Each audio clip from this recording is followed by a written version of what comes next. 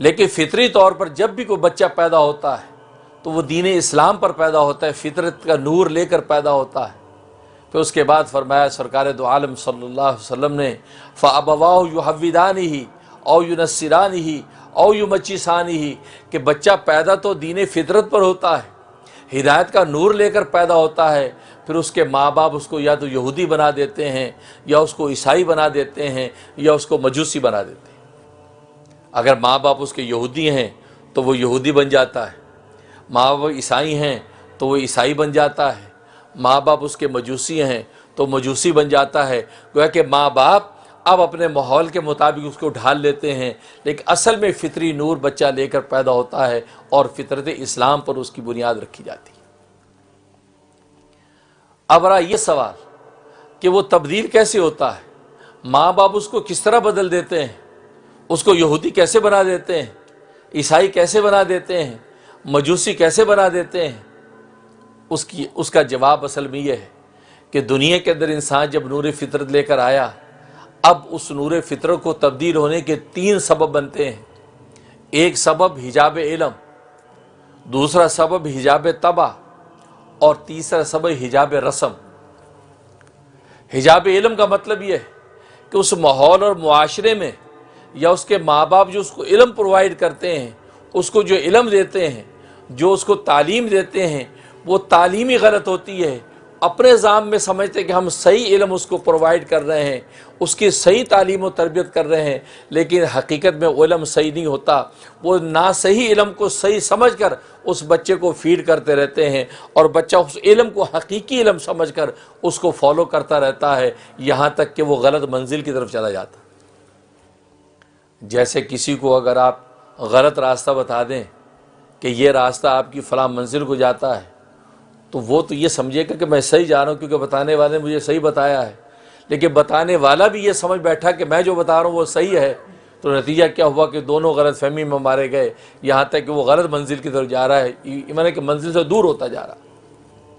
تو یہودیت جب اس کو پڑھائی جاتی ہے، عیسائیت سمجھائی جاتی ہے، مجوسیت سمجھائی جاتی ہے، تو وہ بچہ جو بالکل ایک صاف سلیٹ ہوتا ہے، وہ اس علم کو لیتا رہتا ہے۔ وہ یہ سمجھتا ہے کہ جیزس سن آف گاڈ، وہ یہ سمجھتا ہے کہ مریم تثلیث کا حصہ ہے، وہ تثلیث کو عقیدے کو درست سمجھتا ہے، وہ جیزس کو اللہ کا بیٹا سمجھتا ہے، اور وہ یہ سمجھتا ہے کہ حقیقت میں صحیح علم یہی ہے۔ نتیجہ یہ کہ وہ نور فطرت سے دور ہوتا چلا جاتا ہے، یہاں تک اس قدر دور ہو جاتا ہے کہ بس اوقات اس کے واپس لوٹنے کی بھی کوئی صورت باقی نہیں رہتی،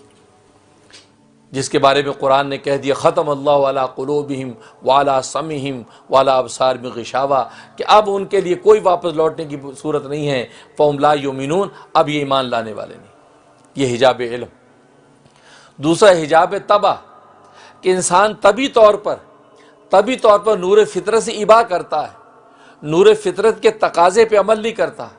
بلکہ اپنی طبیعت کی خباثت اور طبیعت کی غلاظت کی طرف متوجہ رہتا ہے، لہذا وہ حجاب طبع انسان کی طبیعت اس کے اوپر غالب رہتی ہے، اس کی شریعت کا نور اور اس کی جو ہے فطرت کا جو نور ہے اس پر غالب نہیں ہوتا، بلکہ اس کی طبیعت کا نور غالب ہوتا ہے، اور انسان کی طبیعت اندھی ہے،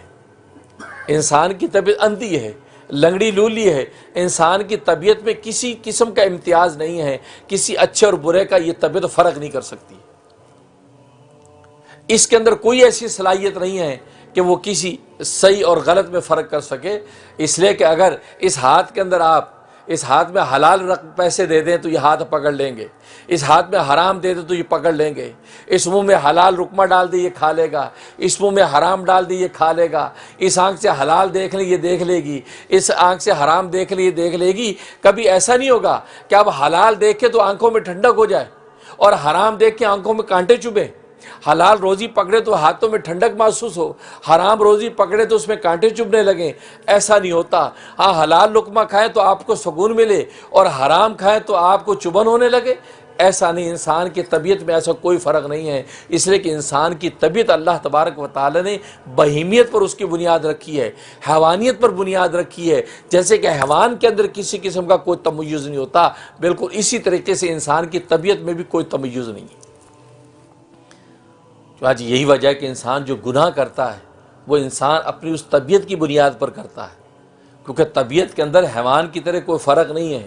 چاہے حیوان حلال حرام میں منہ مارتا ہے، ایسے اس کی طبیعت جو اندھی ہے، لنگڑی لولی ہے، وہ اسی طریقے سے انسان کو لے کے چلتی ہے۔ نتیجہ کہ انسان معصیت گناہ میں پڑا ہوا ہے اور اپنے ذات میں وہ سمجھتا ہے کہ میں ٹھیک کر رہا ہوں۔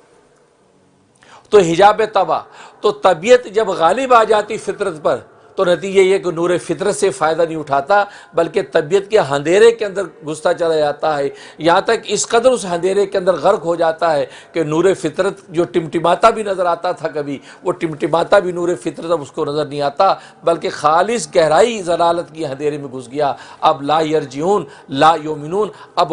واپس نور فطرت کی طرف نہیں لوٹ سکتا۔ یہ حجاب طبع۔ تیسری حجاب رسم، کہ جس ماحول اور معاشرے کے اندر وہ پیدا ہوا ہے، اس سوسائٹی کے اندر کیا رسم و رواج چل رہے ہیں،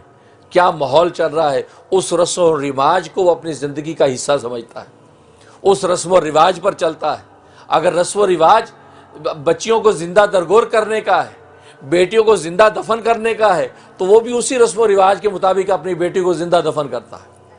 اور رسم و رواج اگر ایک پہلے پانی پلانے کی بنیاد پر لڑائی اور جنگ کا ہے، تو گھوڑے کو پہلے اگر کسی نے پانی پلا دیا، اس پر جنگ شروع کرے گا، 100 سال تک جنگ ہوتی رہے گی،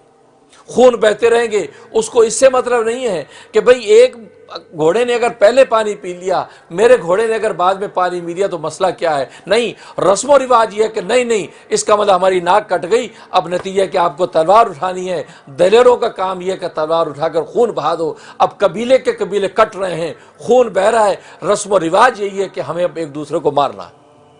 اس نے ہمارے باپ کو مارا، ہم اس کے باپ کو ماریں گے، اس نے ہمارے چچا کو مارا۔ چنانچہ آپ دیکھتے ہیں کہ عرب کے قبائل کے اندر یہ سلسلہ چلتا آتا تھا۔